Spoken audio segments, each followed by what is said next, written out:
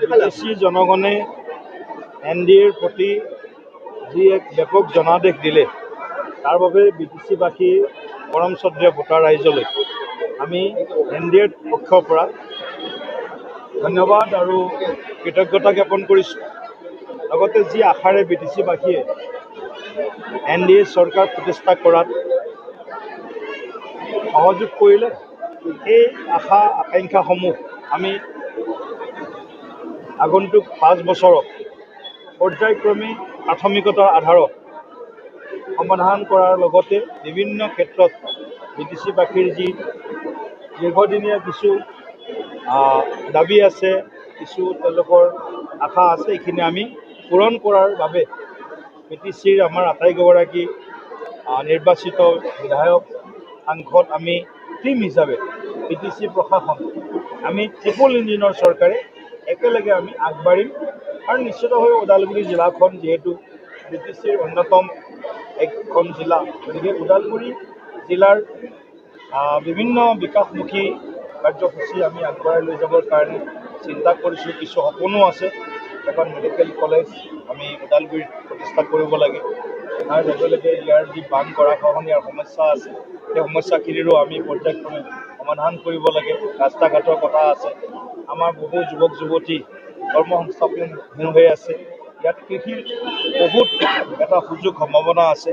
গতিকে এনেধৰণৰ যিবিলাক বিষয় আছে, এই বিষয়বিলাক আমি আগন্তুক দিনত টিম NDA হিচাপে আমি আগবঢ়াই লৈ যাম। আপোনাৰ নেতৃত্বত অসমত চেঞ্চুৰী পাৰ কৰিলে আচলতে সামূহিক নেতৃত্বত মই বা কোনো ব্যক্তিৰ কথা আমি দলৰ যি পৰম্পৰা, এই পৰম্পৰা অনুসৰি আমি কালেক্টিভলি সামূহিকভাৱে নিৰ্বাচন খেলিছোঁ। নিশ্চিতভাৱে প্ৰধানমন্ত্ৰী নৰেন্দ্ৰ মোদী আৰু মুখ্যমন্ত্ৰী ডক্টৰ হিমন্ত বিশ্ব শৰ্মা ডাঙৰীয়াৰ নাম আমি সন্মুখত প্ৰথম স্থানত ৰাখিবই লাগিব।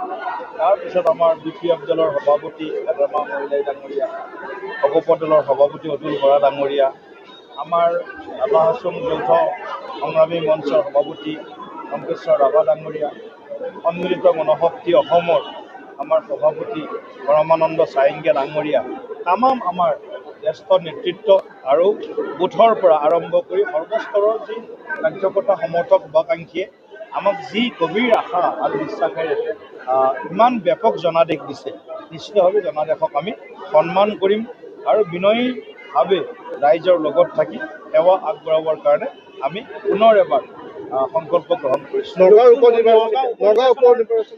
নগাঁও উপনিৰ্বাচনৰ বিষয় বা ডেটটো নিৰ্বাচন আয়োগে ঠিক কৰিব।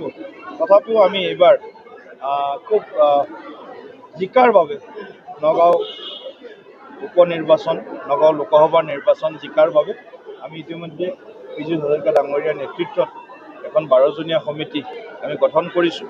তেওঁলোকে ইয়াৰ বিভিন্ন দিশ চোৱা চিতা কৰিব আৰু আমি এবাৰ ইতিমধ্যে তেওঁলোকৰ লগত কথা বতৰা পাতিছোঁ। অতি সোনকালে আমাৰ শপত গ্ৰহণ ইত্যাদি যিবিলাক কাম আছে, অসম বিধানসভাৰ অধিৱেশনো আছে 21 পৰা 26 তাৰিখলৈকে। তাৰপিছত আমি পৰিকল্পিতভাৱে আৰু কেইবাটাও নিৰ্বাচন আছে, সেইবিলাকৰ কথা পাতিব লাগিব।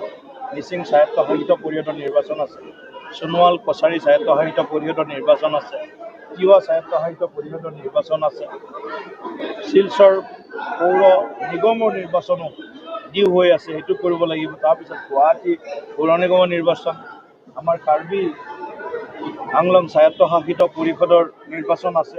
এনেকুৱা কেইবাটাও নিৰ্বাচন আছে, যিবিলাক নিৰ্বাচন আমি হয়তো এবছৰৰ ভিতৰত আমি অনুষ্ঠিত কৰিব লাগিব আৰু তাৰ কাৰণে আমি সাজু হ'ব। কংগ্ৰেছৰ বিৰোধী যিটো আচলতে দলপতিক লৈ বিৰোধ চলি আছে, তেওঁলোকৰ বিষয় কথাটো কি ক'ব? ইয়াৰ আগত যিখিনি মই শুনিছিলোঁ 1/6 অফ দি টোটেল ষ্ট্ৰেংথ লাগে, এতিয়া আকৌ শুনিছোঁ 1/10 লাগে বুলি। 1/10 হ'লে বিৰোধী দলৰ বা মানে দলপতিৰ মৰ্যাদা কোনোবা হয়তো পাব, যদি সেইটোৱে হয়। মাইনৰিটিক বিচাৰিছে দলপতি দিয়াৰ কথা। এতিয়াতো আৰু কংগ্ৰেছ দলটো আৰু মেজৰিটি হৈ থকা নাই। কংগ্ৰেছ দলটোতো মই আগতেও কৈছিলোঁ, নিৰ্বাচনৰ পূৰ্বেও কৈছিলোঁ, নিৰ্দিষ্ট সংখ্যক এলেকাত তেওঁলোক মানে তেওঁলোকৰ সাংগঠনিক শক্তি বা নিৰ্বাচনী ফলাফল লাভ কৰিব। সেইটোৱে হৈছে খিলঞ্জীয়া মানুহে কংগ্ৰেছক বৰ্জন কৰিছে, বিৰোধীক বৰ্জন কৰিছে, একচেপ্ট এটা বা দুটা চিট বাদ দি। ভোট বিভাজনৰ কাৰণে শিৱসাগৰ আমি হাৰিলোঁ, ভোট বিভাজনৰ কাৰণে অৱশ্যে হাৰিলে।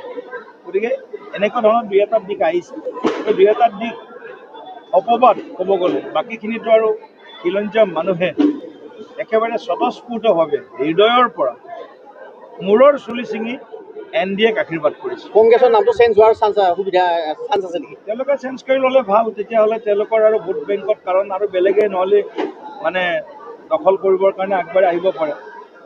গতিকে তেওঁলোকে নামটো চেঞ্জ কৰি ল'লে ভাল। কি নাম দিলে ভাল হ'ব? কিবা নামটো মইতো আগতে কৈছোঁ APCCM। মানে নগাঁও নিৰ্বাচনত এটা বস্তু গুণাগাথা হৈ আছে যে দেৱব্ৰত শইকীয়া বিজেপিলৈ আহিব আৰু নগাঁও প্ৰাৰ্থী হ'ব। আচ্ছা, কিমান সঁচাই? এতিয়া আমি কোন আহিব কোন যাব এইবিলাক কথালৈ মাথা মাৰা নাই।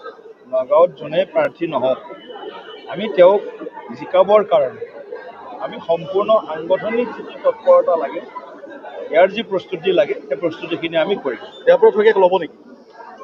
এতিয়া চাওক, যদি সনাতনী কোনোবা ব্যক্তি আহিব বিচাৰে, আই অসমীৰ কাৰণে, মা ভাৰতীৰ কাৰণে কাম কৰিবৰ কাৰণে, জনতাৰ সেৱা কৰিবৰ কাৰণে, নিশ্চিতভাৱে ভাৰতীয় জনতা পাৰ্টি সনাতনী শক্তিৰ কাৰণে দুৱাৰ খোলা থাকিব।